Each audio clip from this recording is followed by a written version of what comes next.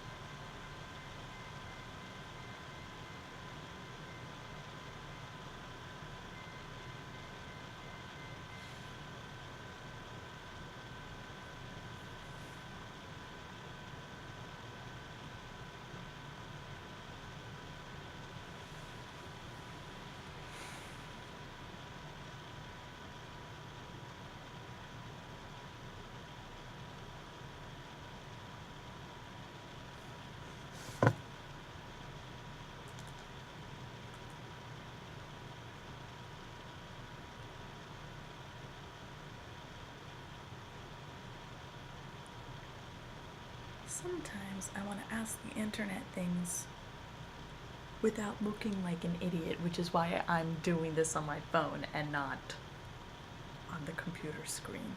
For people who are wondering, it's like, why are you procrastinating on your parents? Like, I'm not. I'm looking something up for this blog post, but I'm double checking something that I should already know. And because I should already know it, I don't want to share what it is that I have Googled.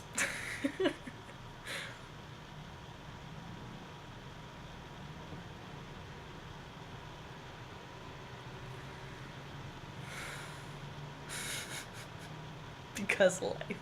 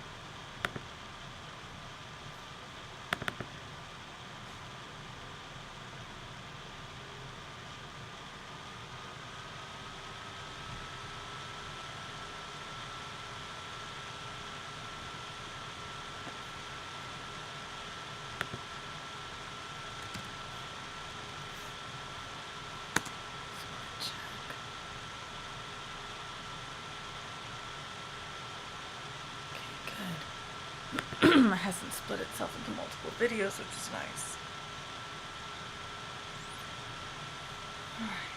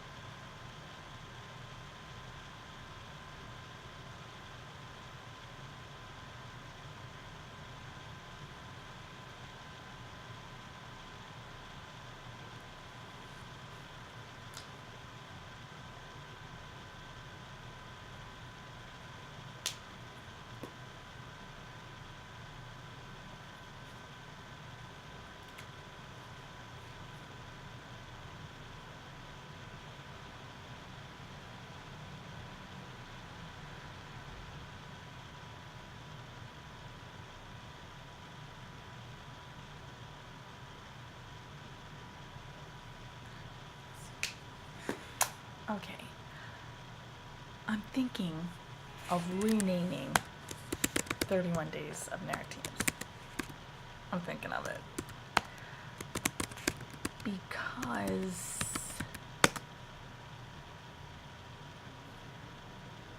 the title isn't entirely clear what's going on. um,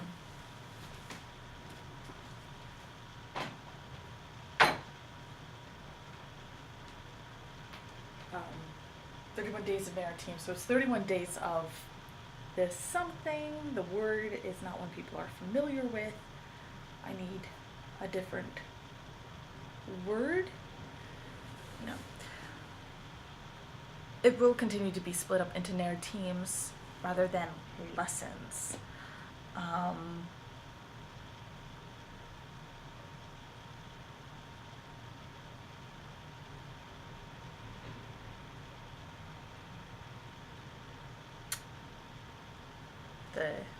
Because it is about the story of your quest, the story you're taking control of. I'm gonna need tea for this, and also a new word. Do I want this to be 31 Days of Narratemes? No. It was great while it lasted.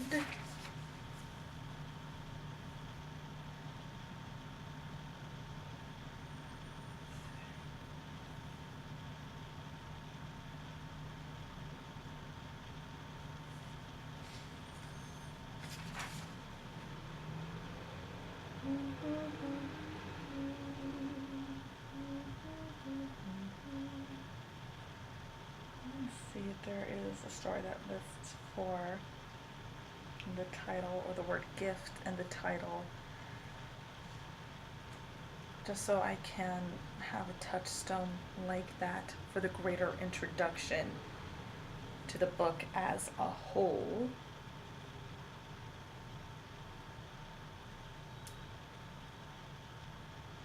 Then I can go in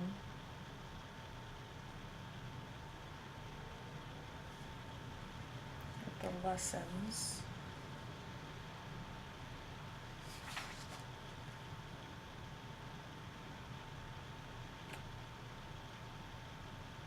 Three this, seven that. The four artful brothers. Well now.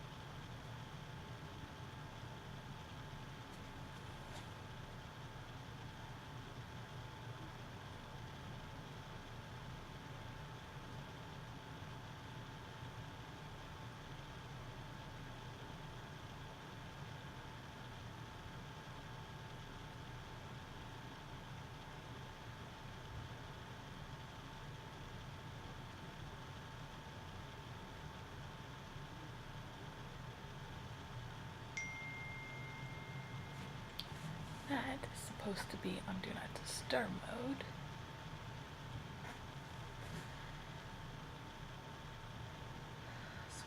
4 artful brothers, but there's only 3 gifts listed.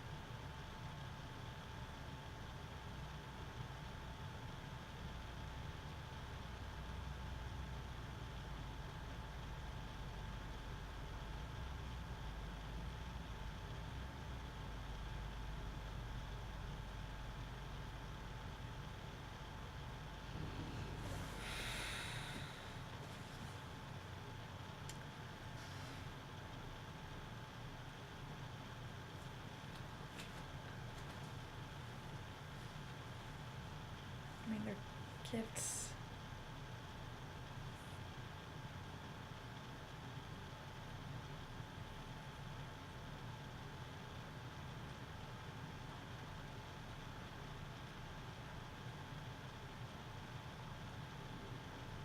All right. So we have the 7 boots, the magic key, no, the golden key, the magic needle, which would probably be good for that. And what about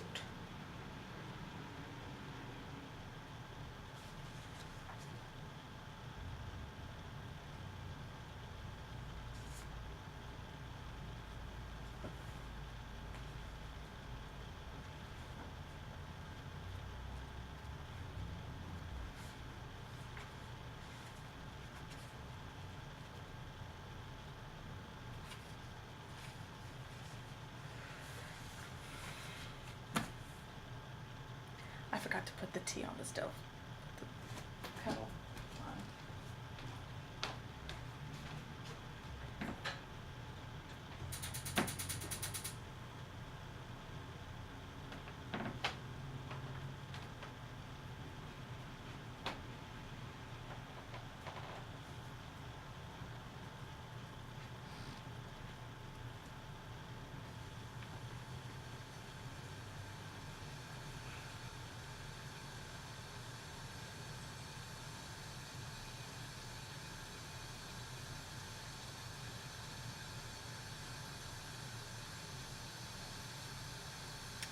A wishing cap?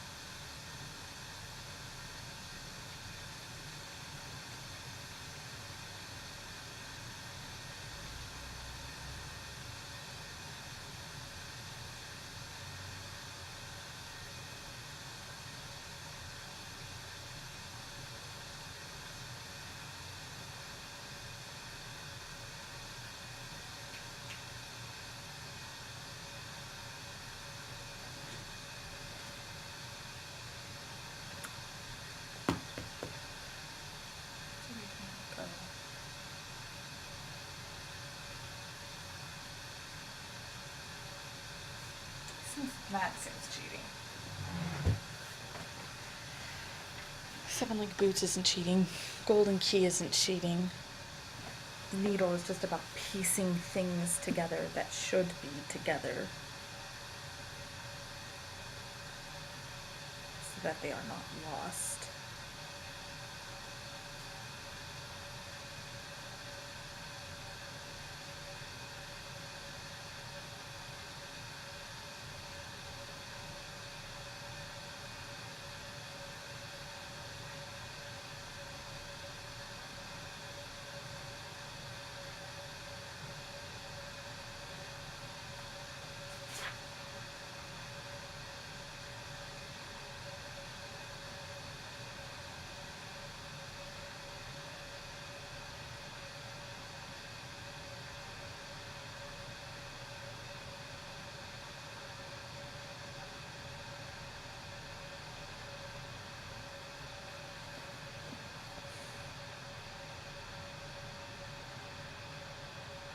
Crystal ball, and this is the source of power.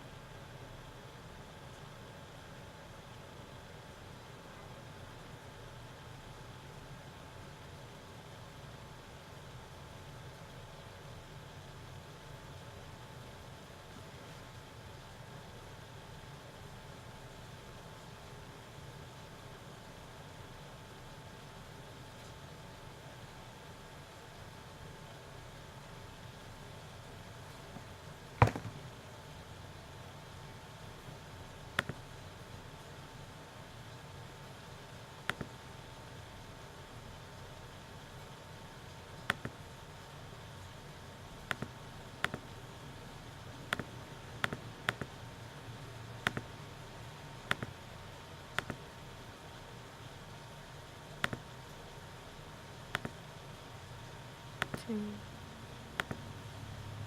3, 4. So 7 league boots comes first. This one.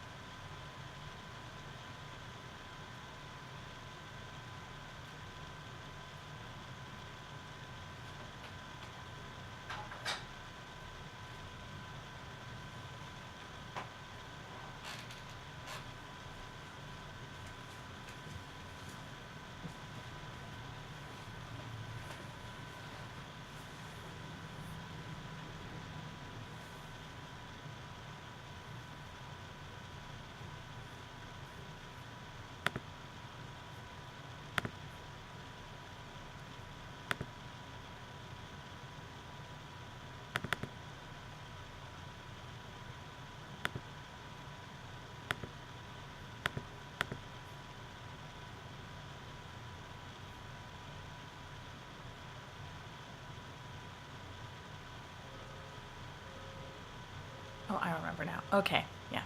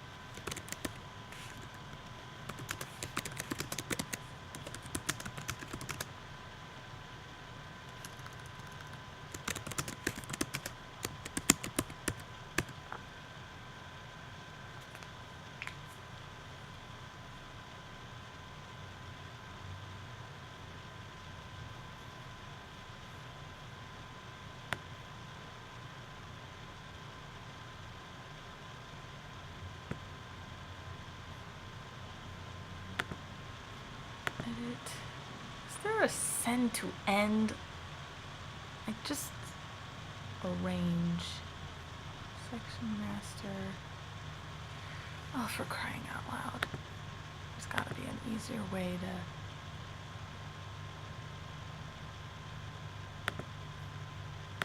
Format.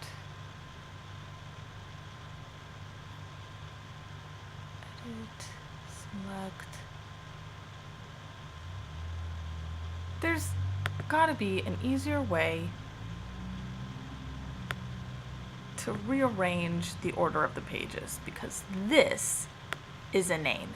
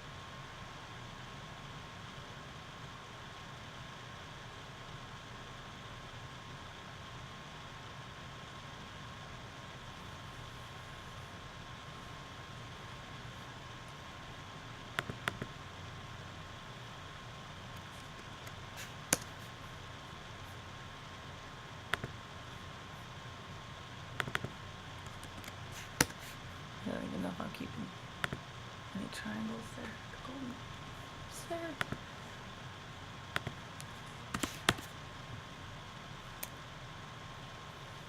Okay.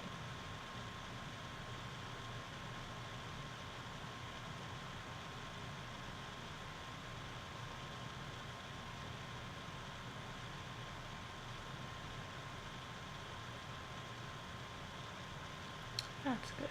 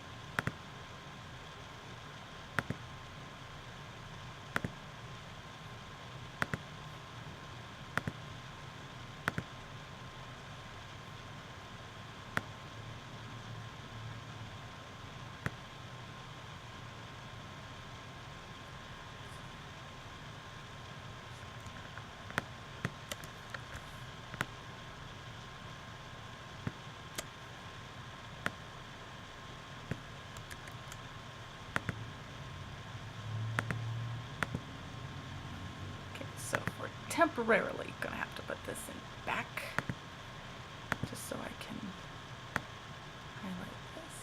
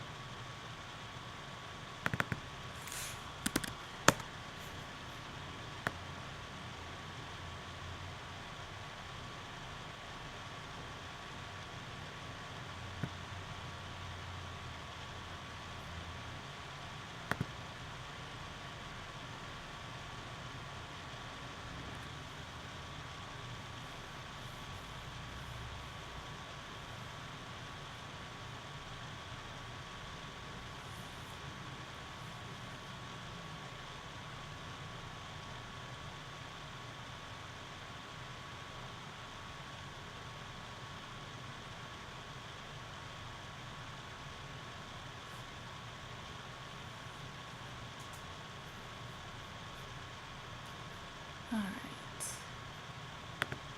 Now, donor sequence is about guidance. Where's my other goody goody? All right. This is where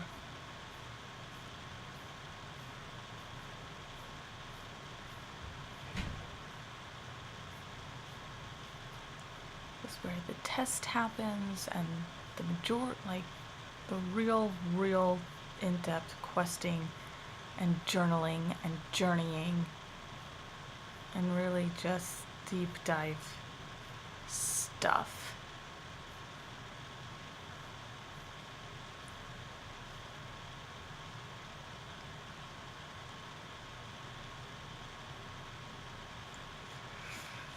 Oopsies doksies.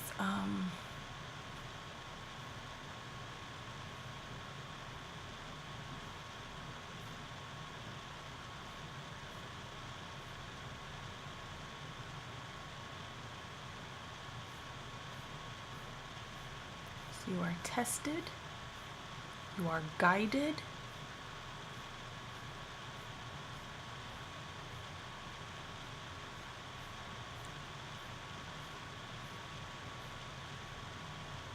tested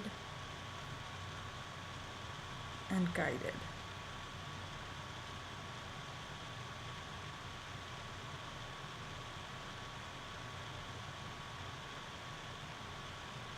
Oh my god.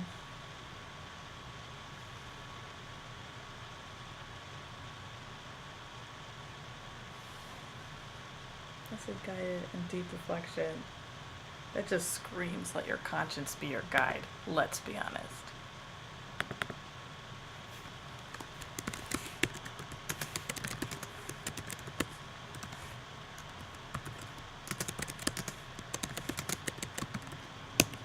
Ugh. I'm gonna need something better there, but I'm also going to need... What is...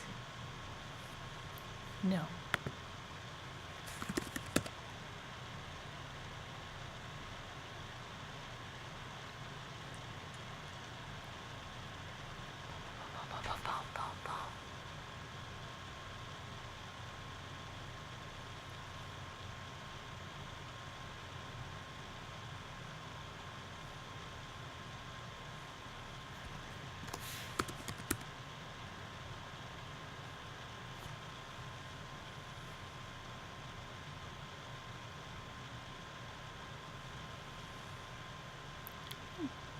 Wonder if there's a way to...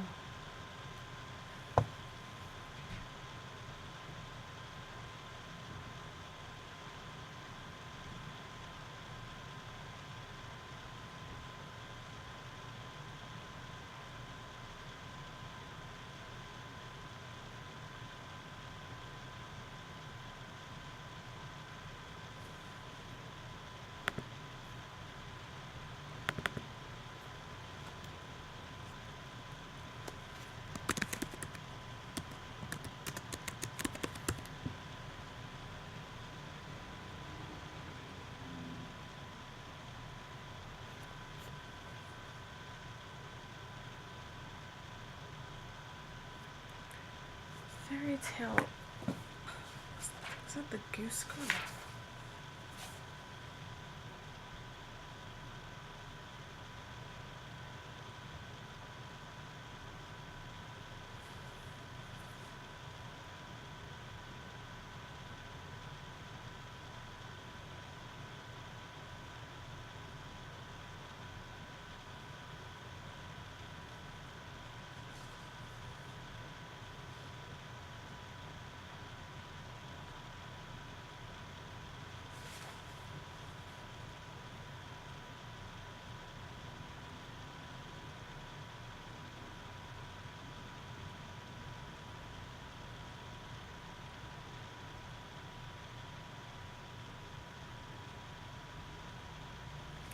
Oh, I had thought of something for the fourth one, hadn't I? I had thought of something for rest, tying things together. The magic needle.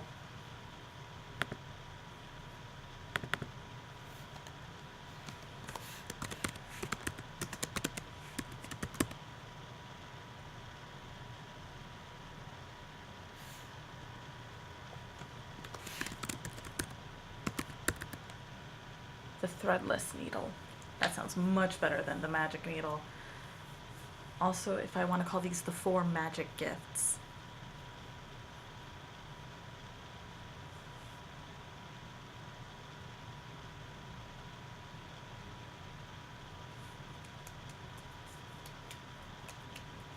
Because we have the 7-league boots, the horse's head, the threadless needle, the golden key.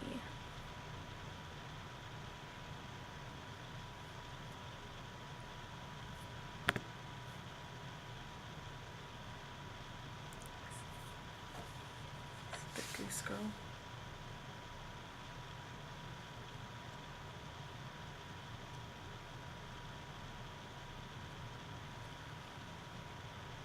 I'm pulling a lot from Grimm here. I should pull From the Russian folklore, just to keep with the Russian theme.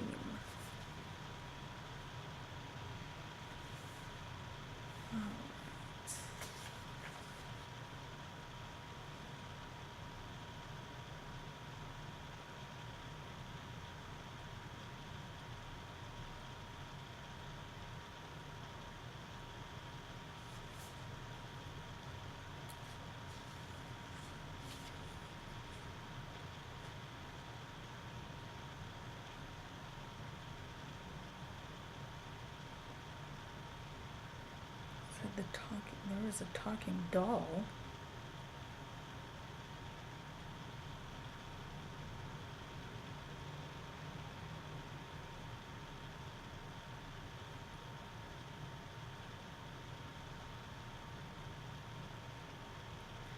Alright, this is really the last one that I need.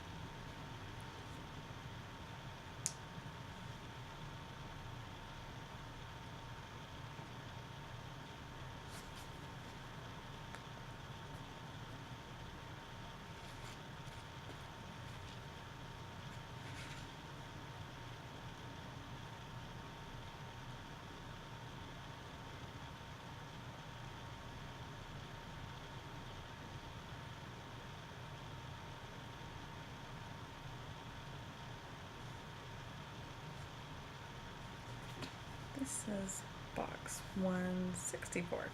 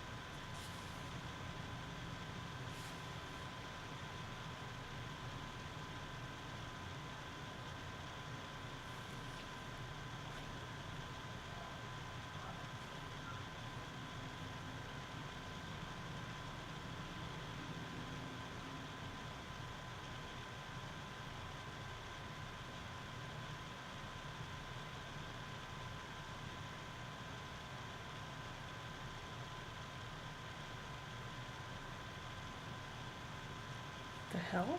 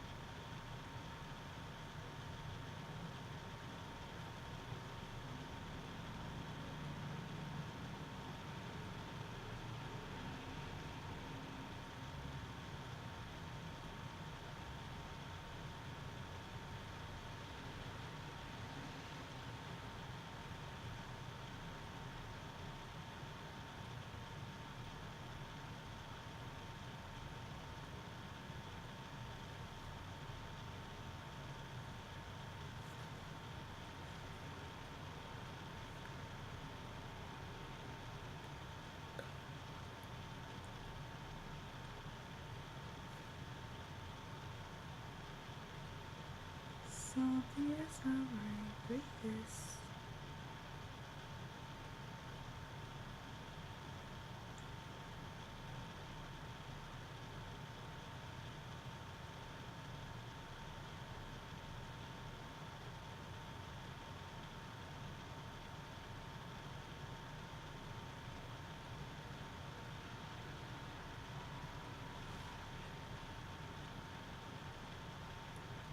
The word doll is not on this page.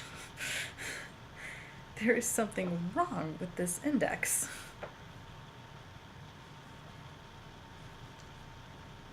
See, there's...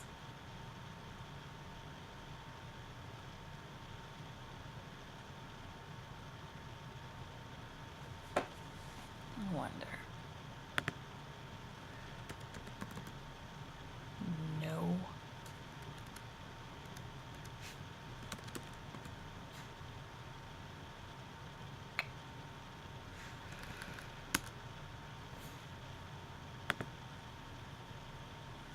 I will figure it out.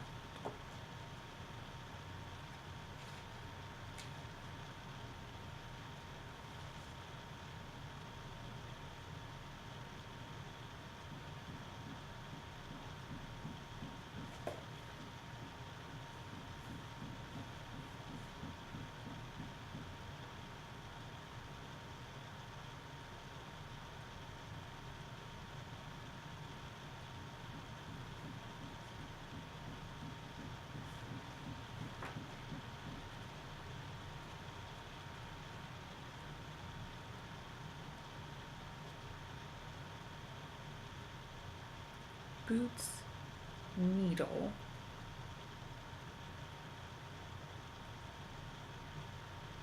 Find things that are common.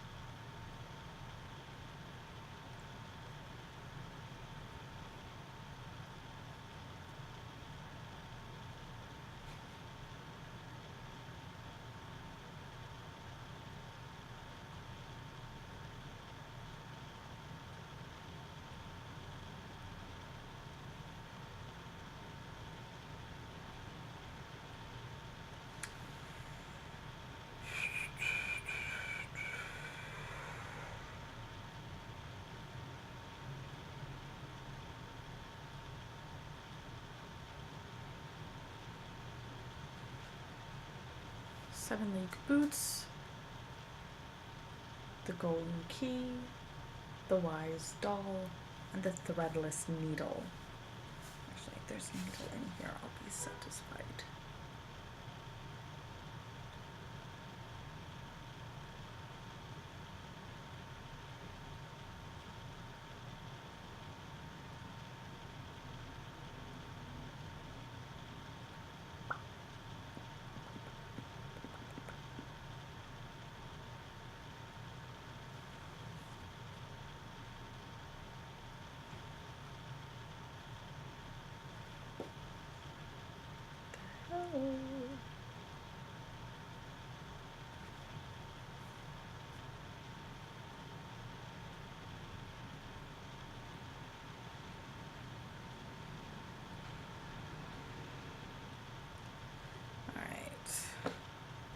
Finish making the cocoa before that goes cold. But I do have 4 figures here, and it's fine. It's about fairy tale elements. Magical gifts.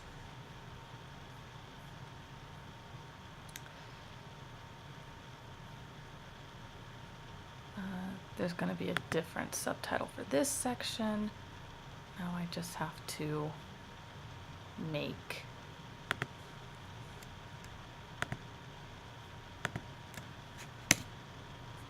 a doll, an actual.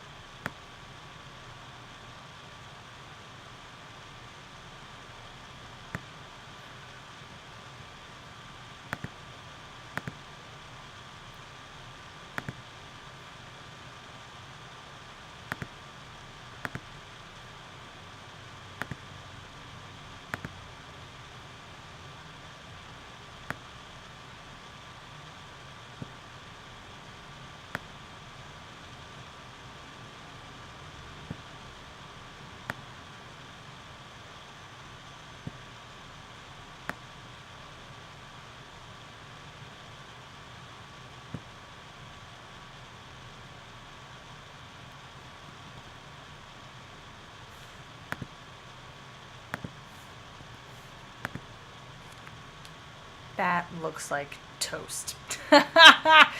She has toast for a head. No. I'm gonna lose the hair. It'll be fine. It'll be fine. It'll be fine. What I need to do now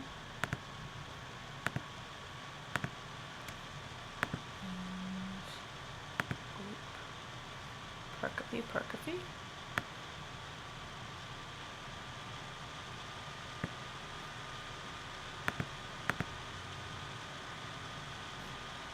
Arrange ungroup, because for whatever reason something still thinks. There we go.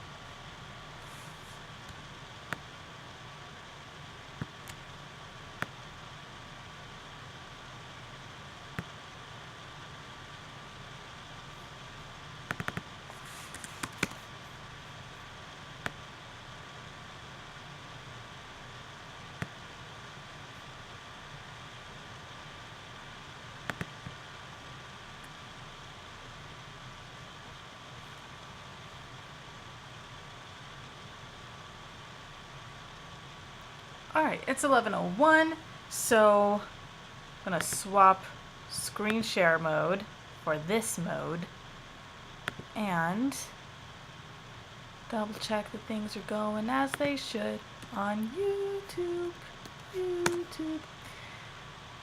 Just want to make sure, good, hasn't split the video. Sometimes that happens. Check the chat on YouTube. No comments, that's okay. And we have some comments here on Twitch. Fantastic. Thank you very much for joining me today. I'm just going to finish making my cocoa as I talk to you.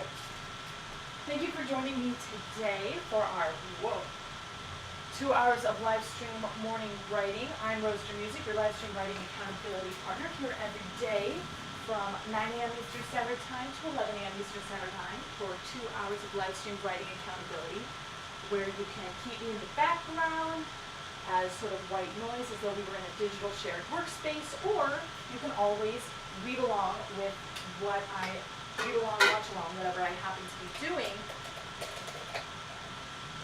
during my morning writing time.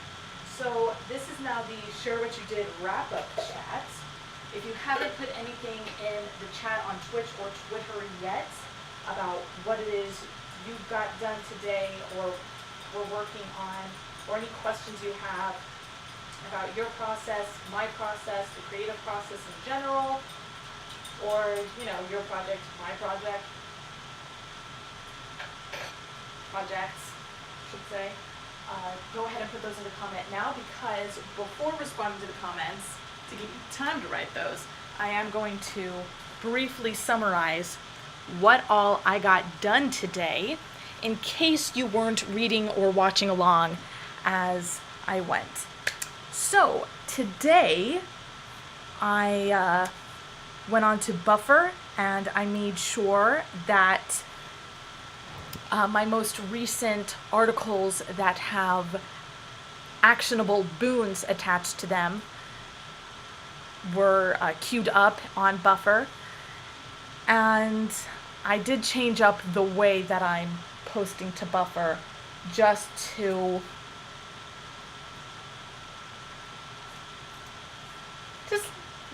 I just changed it up to be more focused on list building type efforts.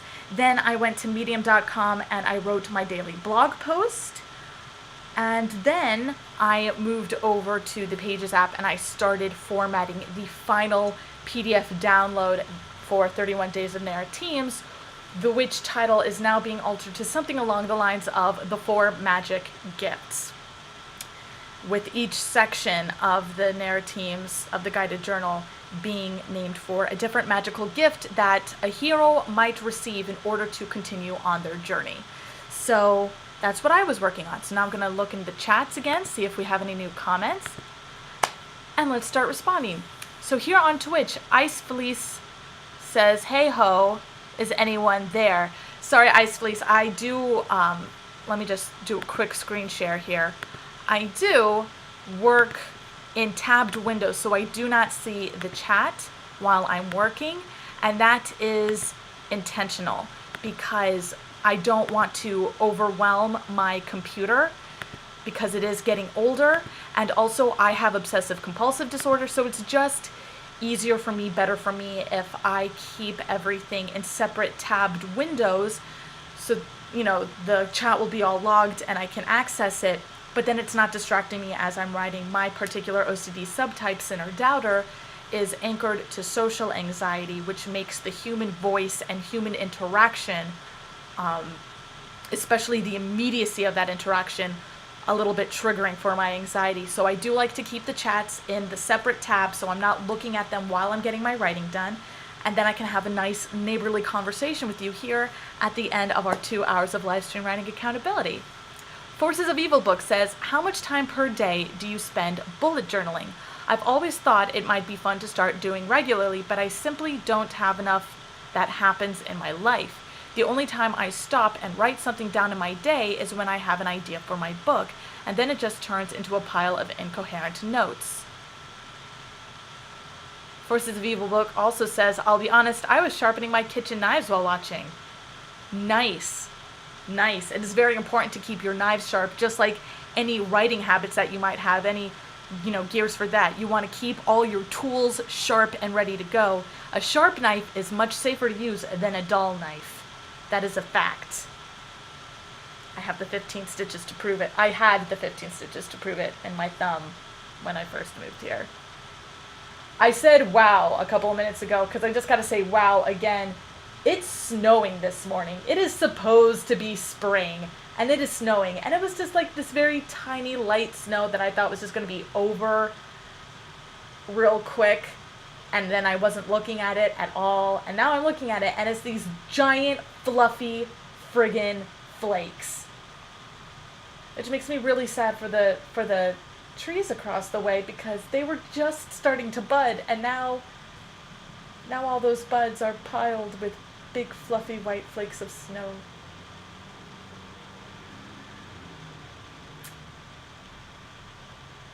I wanted to be just nice and spring. Yesterday it got up to 60. It was nice. Anywho, so the bullet journaling question. I bullet journal pretty much all day. Mostly I do it as a way to keep myself going, to keep things moving along, and to keep myself accountable.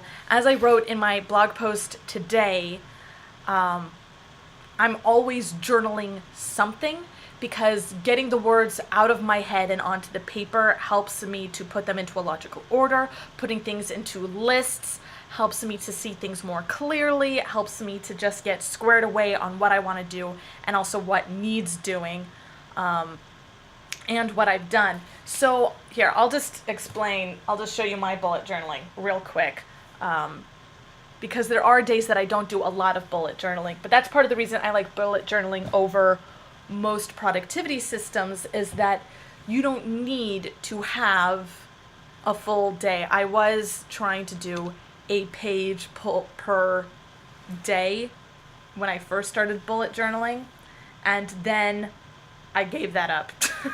It felt like such a waste of paper. It was just what all my planners were. So, all right. So here's my bullet journal. And what I do, you see I put the month in one corner, the year on the inside corner. I print my own grid leaf, like a cross between grid paper and loose leaf paper. Got the number of the day, And I've adjusted the way I do the bullet points over the last couple of years that I've been doing this. I started bullet journaling in December 2015, and here I am 2 years later, 2 years and 4 months later, and I'm still bullet journaling. And most productivity methods I've tried prior to bullet journaling only lasted 2 weeks tops. So what I do is I start my day with my sort of 5 directions. This is what I once wrote about on thegoldengooseeggs.com as, I don't know if the post is still public, but I called it the 5-finger method for getting a grip on your truth. Because you know how you have a lot of people who's like, I need to stand in my truth. I need to stand in my truth and act from a place of integrity. And then you say something that makes them uncomfortable, and they're like, I just have to stand in my truth, and I just can't be dealing with this. It's like, all right, so tell me what your truth is so that I know what conversations we're going to be having that allow you to stand in your truth and allow me to stand in my truth. And you ask people what their truth is, they cannot put that shit into words. And it's like, okay, so you want to stand in your truth, but you're using it as a spiritual bypass methodology where you're just saying, I need to stand in my truth in order to shut people down. Well, guess what? Your truth is not a golden ticket to walk all over people. Jesus Christ. Anywho, so I write down the 5 sentences I use for guiding myself, and it's who I want to be and how I want to feel in the 5 big areas of your life. And the 5 areas are based on the Chinese symbolism for, what the fingers of your hand represent. So your thumb is your parents, and how the fingers in your life represent people in your life, which then translates to areas of your life. So the thumb is people in your life, is your parents. So your parents are the people who take care of you when you are a child. These are the people who support you. And so they are the ones who prepare you to stand on your own in the world. So the thumb is self-sustaining, who you want to be as you're taking care of yourself, as you're sustaining yourself in the world. And this is mostly in terms of being able to put a roof over your head and keep food on your table. So it's about sustaining whatever your livelihood is. The second finger, your index finger, are your siblings. So these are your neighbors, and these are the people that you interact with, and these are the people that you see as your equals. So this is about, and because it is your index finger, your pointer finger, so it's about what you're putting out there, out into the world when you're interacting with people. And so this is basically your seat of generosity. So this is your self-sustaining finger, this is your generosity, what you're putting out there when you're interacting with people. What you're putting out into the world in order to take care of yourself, what you're putting out into the world in order to maintain your relationships. That's your index finger. Your middle finger is yourself. So this is going to be your calling. This is going to be just sort of the balance point of your compass, of your internal compass. And so also when you follow your calling, when you're just focused on yourself, look at that. Look how easy that is. So there's that. That's also why when I married myself 2 years ago, this ring that I'm wearing now, that's on my middle finger because I married myself. So it goes on that ring. This finger, the ring finger, is the finger for your spouse, for a romantic relationship, for those ultimate boons in your relationship. So this is sort of a receptive finger, the receptive seat. So you have self-sustaining on your thumb, your index is your generosity, your middle finger is your calling, your ring finger is all the sweet things, the things that enrich your life. So what you are receiving in terms of social interactions. And then you have your pinky here, which are your children and your prosperity and your legacy. So it's all the things that you are preparing to receive in terms of your self-sustaining.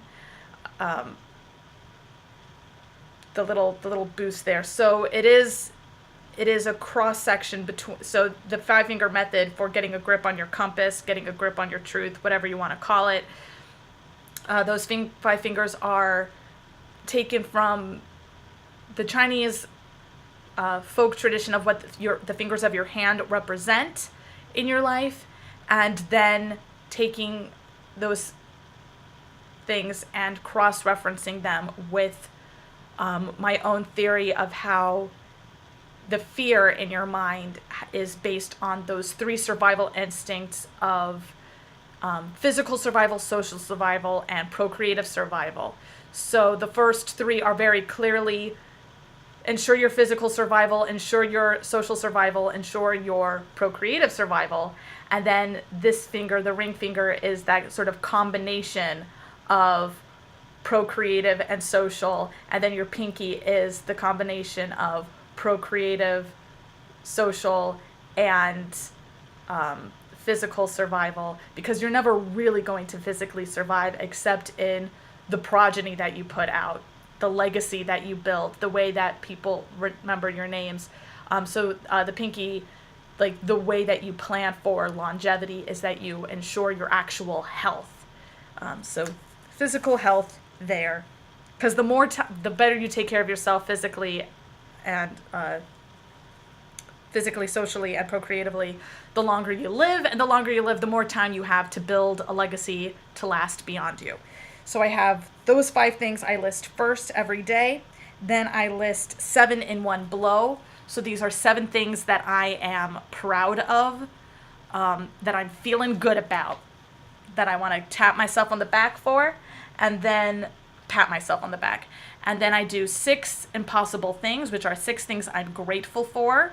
And then I have breakfast, during which I journal my little sigils here for, my happy unbirthday wish of the day. And then my sigils of where I am in terms of, yeah, this is about to get real. This is about to get real. I do a sigil for my happy unbirthday wish for the day, followed by the sigil for where I am in my menstrual cycle, because it's important to track your energy when you have a menstrual cycle, and then the sigil for where I am in my week. That way, when the rest day comes in my week, I'm actually resting. So I structure my week. I approach my week the same way I approach my cycle, but on a smaller scale, and to varying degrees based on where I am in my cycle, so that when I start the week, I'm doing start the project brainstorming type things. The peak of the week, I'm doing more peak energy type, highly creative work. Then on the 3rd day of my week, I also structure my own weeks on 4-day cycles rather than 7-day cycles. The 3rd day of my week, well, the 4th day of my week, really, I start winding down. I start tying up the loose ends so that I can rest. And then on the rest day, that's my weekend. So I'm on 3 days, off 1, and that rest day is when I'm just mellowing out, and I'm just thinking but not acting on, not brainstorming, not listing about. I'm just starting to let,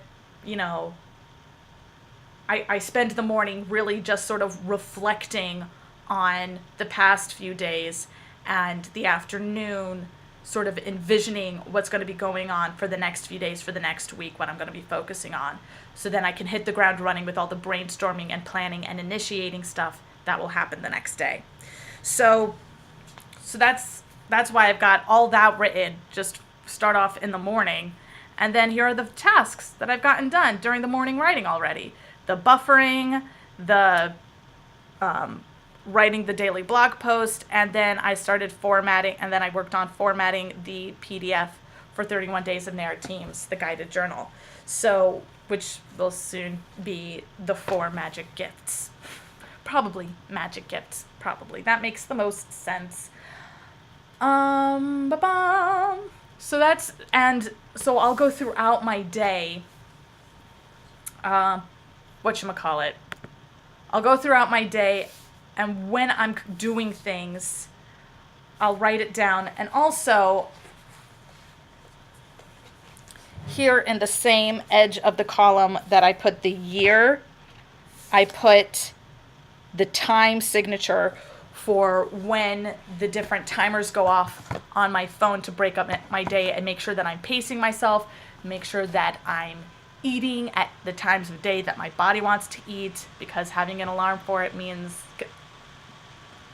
just when you have obsessive compulsive disorder, the obsessive part of OCD means your brain is constantly active. You're constantly thinking about things, which means you're in a constant state of distracting yourself.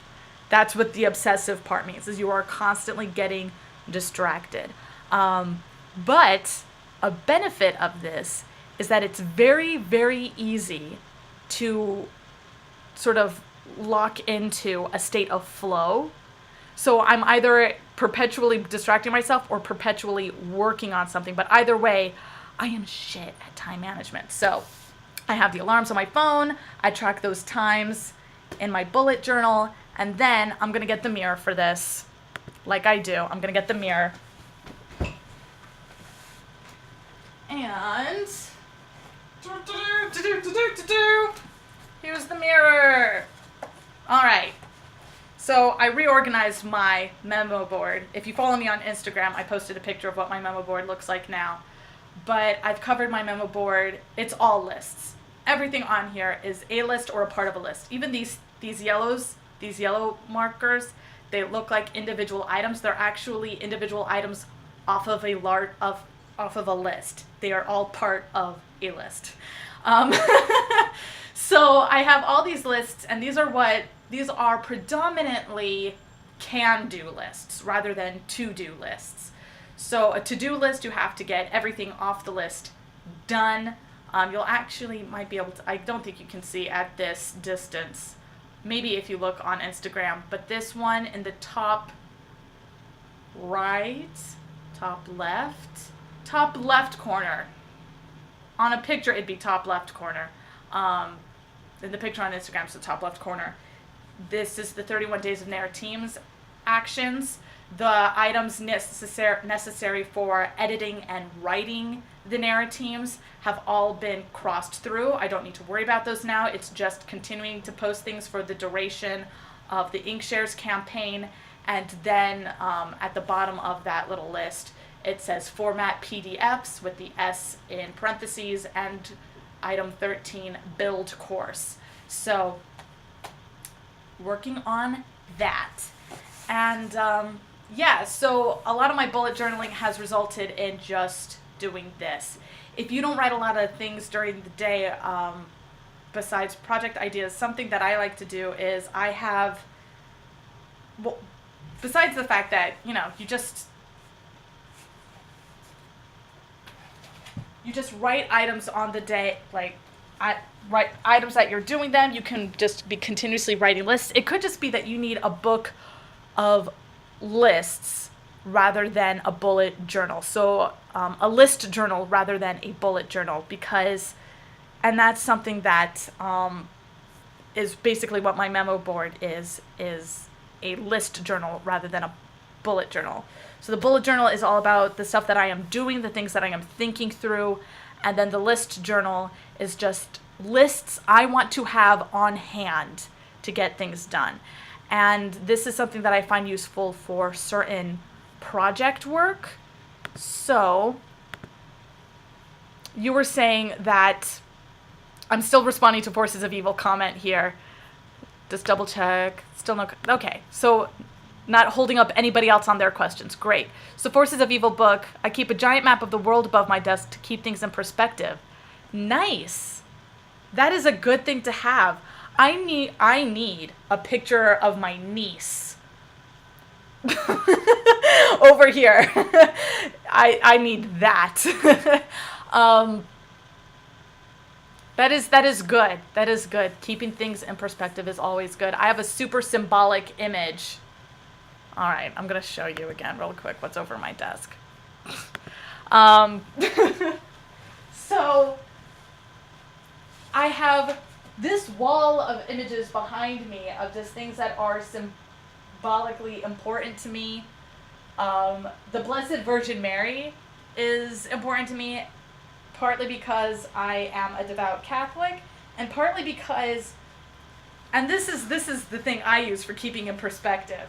Mary is how I keep in perspective because as a Christian, you're raised to believe that a virgin with two X chromosomes, and not just a virgin with two X chromosomes, but a pubescent virgin with two X chromosomes and no history of, sexual contact, kissing, not even so much as an impure thought about hand holding, right? Like the purest of the pure, virgin. We believe that this virgin with two X chromosomes conceived and bore a son with XY chromosomes. So we are taught this as Christians. And that holds things in perspective, because if we are taught that, this miracle that is supposed to be the ultimate reminder that with God all things are possible, if we're supposed to be believing in this, then ruling out the possibility of anything else is hypocritical, right? So that's what I have to say on that. So there's my memo board. So Mary, I keep things in perspective because anything is possible. Hashtag go gay love. Then there's my memo board for listing things just to help me focus my thoughts because I overdo things. Then over here next to my desk is a picture of a cat I got from a friend when they were moving. And then down here, you're going to see a little bit of pilage that needs to be tidied. There is a blank spot right there. Prime real estate for a picture of my niece and nephew. And I really want to get a nice framed picture of them to put there. Then over here, you've got my time timer, a not nice stack of stuff on top of my printer scanner. And this picture, that also helps keep things in perspective because it is just rife with so much friggin' symbolism. Just the Ouroboroses, the snakes, the three pigs, the two wolves. I mean, come on. And the umbilical cord. Just there's so much stuff going on in it. I have gotten lost just staring at that thing for super long periods of time. And then, can you see? No, it's just bright light. But there's lots of snow going on out there. Anywho, so perspective is a good thing to keep it just out there. There'll be more pictures of that online, particularly Instagram as time goes on. Forces of Evil book, that's the miracle of God. Yes, it is. All right, so list journal as opposed to bullet journal. So if you are having trouble bullet journaling, then maybe give up bullet journaling and just go with making lists. And for that, you can see, that's what a lot of outlining a project is just making the lists. So you see different files here for all the different things I'm working on. These are all the notes that I took on Big Magic. This is something else that I'll sometimes put in my bullet journal is when I'm checking email, I'll take notes as I'm checking my email, and that's what fills many of the pages of my bullet journals.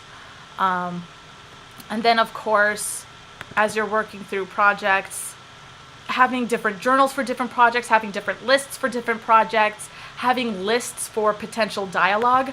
I recently started doing this thing on, you can also create, a data sheet for things that are just honestly like random lists. So I made a separate little database here for my YouTube tagging.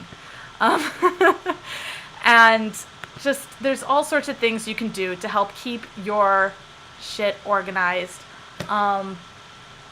But if bullet journaling isn't working, just try list journaling. Having each page for a different thing and those different notes that you're taking. And maybe then transcribing those lists into an into something like Google Drive or Evernote. I'm not going to pull up Evernote now because when I do that while I have Google Chrome open, which I need to have in order to be able to see your lovely chat comments, when I open Evernote, it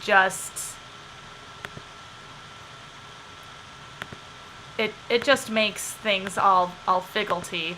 And that's when things like YouTube splitting my videos into multiple videos happens. It decides that my system, internet-wise, is being overtaxed. So, how much time per day do I spend bullet journaling? It's all damn day. But, as you can see, I use a binder system so that I can take out pages, file them in my file folder, put in, and then I have different sections for different things. So this is for Sally Forth. This section are my experiments in calendar page making, and then going into my current calendar pages, with the yellow tab being the bookmark keeping me in the present month, just like the blue tab keeps me on the present day in my bullet journal. What do I have in green? Green, I have some random notes here for something called the Hillesophic tradition, but this is specifically for working on the Hillesophic tradition or just pulling half pages of paper out to make grocery lists. And then I have the red tab and the blue tab at the end for anything else that I might want to start making a section for to be more proactive about in my journaling. So this binder is my bullet journal. And I generally keep this in the apartment. I do not bring this out in the house with me. So as long as I am in my apartment, bullet journaling is happening. Because this is a big thing to be carrying around all over the friggin' place. So I don't generally leave the house with it. Also, not leaving the house with it is prevents me from making plans while I'm out and about. I keep mentioning that I have OCD because it affects friggin' everything. And one of those things that it affects is my ability to be mindful of what is coming up in my schedule and on my calendar. And so when people are like, oh, are you available for this on such and such a day? Because I don't bring my bullet journal everywhere, I can just be all, oh, you know what? I'm going to have to check my calendar when I get home because I do not carry it out and about. The only time I leave the house with my bullet journal is when I'm going someplace that I know I do need to be ready to schedule some sort of follow-up meeting. So when I go and tutor on Thursday afternoons, this young fellow who needs to pass the math section for his GED, when I go to tutor him, I bring this journal in case something comes up so I can rework dates. When I go to meetings of the choir I'm a part of, I'm the secretary for a local choir here in Providence. When I go to those meetings, then I will bring my journal with me. That way I can look forward and check the calendar and check the dates. And so basically, if it's a scheduled meeting, but if I'm just out and about, no, I'm not scheduling or planning anything, because I will end up overcommitting myself if I'm not looking at my calendar when I do it. I think I mentioned the other day, that there is the Ivy Lee method, where at the end of your day, you decide what you're going to be working on the next day, and you pick no more than 6 items, and then you write those items in order of priority, and then that's the only to-do list for that day. So, inspired by that, I came up with this 6-column calendar spread, and I say 6-column because there's 6 columns for like the lengthy text, but there's mini columns in between for tracking the date, and also for making little bullet points to check things off on my calendar that I went and did that thing, that it got canceled, that it got rescheduled, that, whatever came up, came up. You can also see here that I have been tracking the 100 days, and this fourth little column over here is where I track the 100 days. And I was tracking it on this fourth inside column here, but I'm thinking the next time around that I'm just going to leave this blank so that I can use this column for tracking my period rather than this one in the middle here, because these three items are items of focus in my morning writing time. Hello, morning writing time.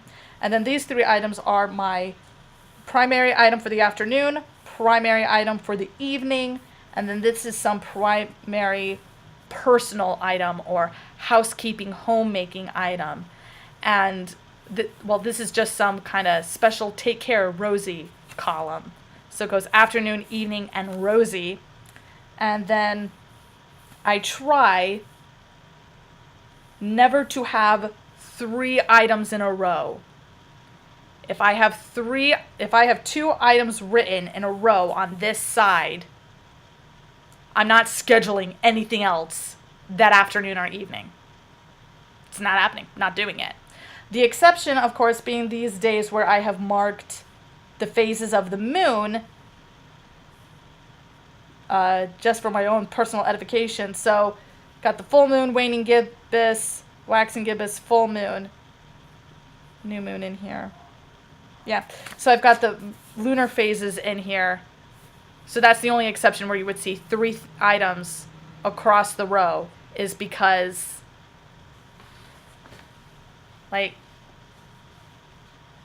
technically the moon's phase doesn't affect me. Technically. There are still studies being done about that. Anywho, so yeah, that is my spiel on the bullet journaling. And actually, I'm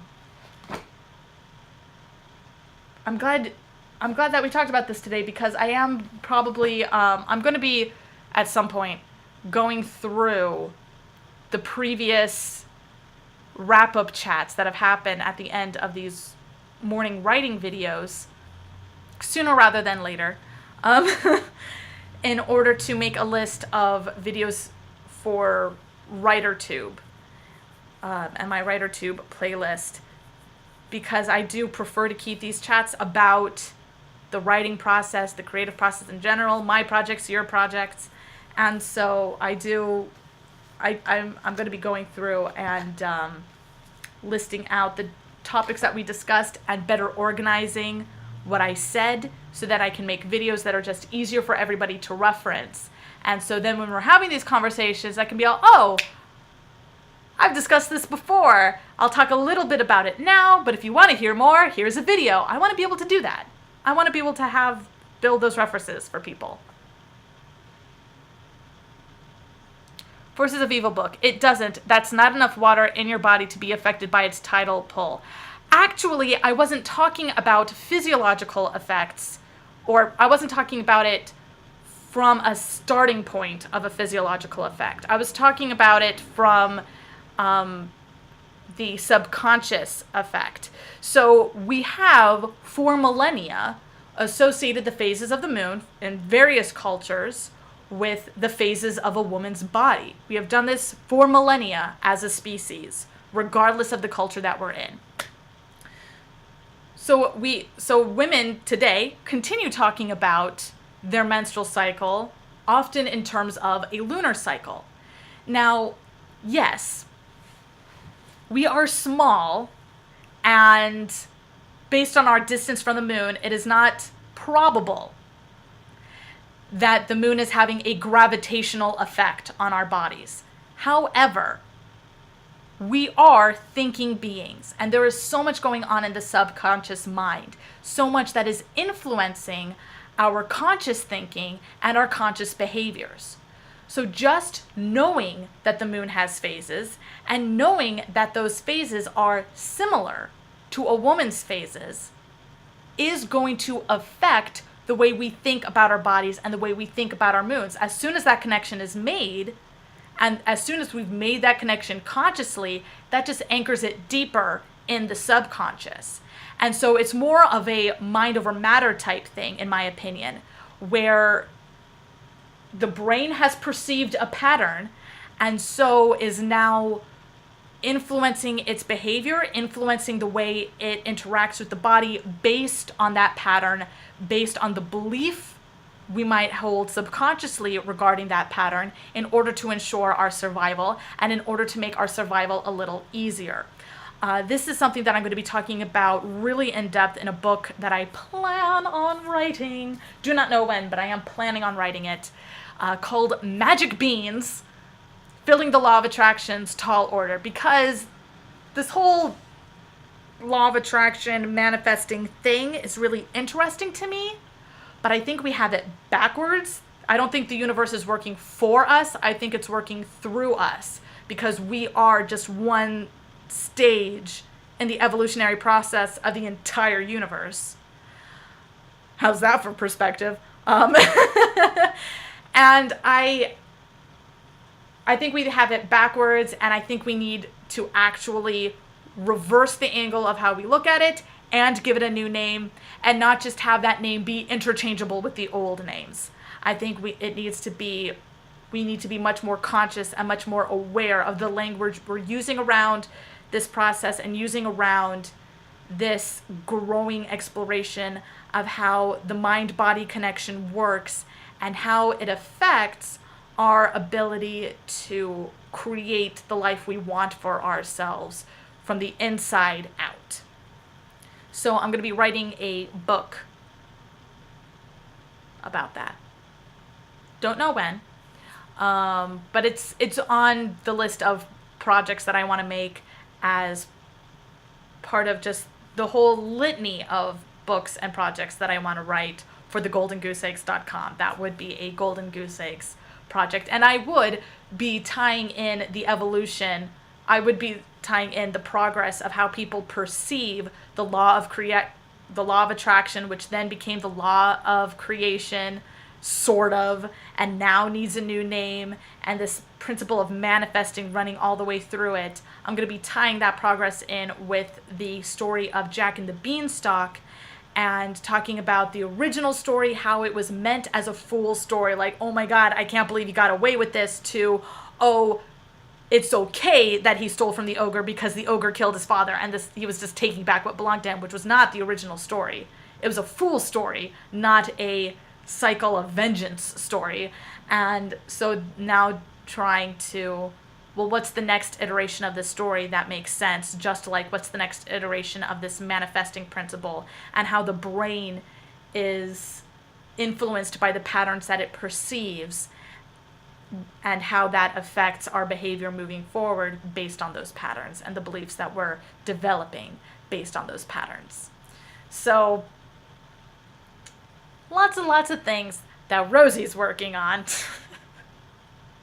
Writing about manifesting and fairy tales and ghosts who have crushes on werewolves, who have reciprocal crushes on those ghosts. Like, you know, your standard fare of writerly things.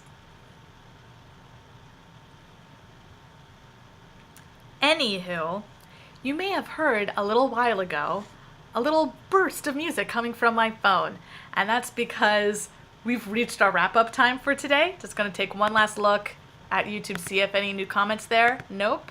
And nothing new here on Twitch. Totally cool. So I'll just go ahead and do the proper wrap-up, which is this.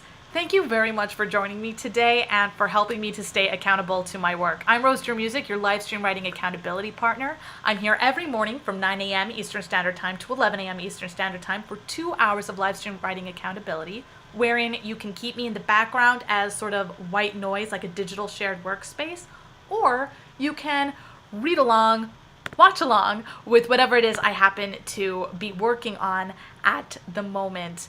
And of course, that is always followed by the wrap-up chat, where I respond to all comments made during the live stream on both all comments made on both YouTube and Twitch. All comments on both YouTube and Twitch that were made during the live stream. I should write this down, like everything else I have written down. Thank you very much for joining me today, and I will see you tomorrow for our morning writing. Good journey, my friends.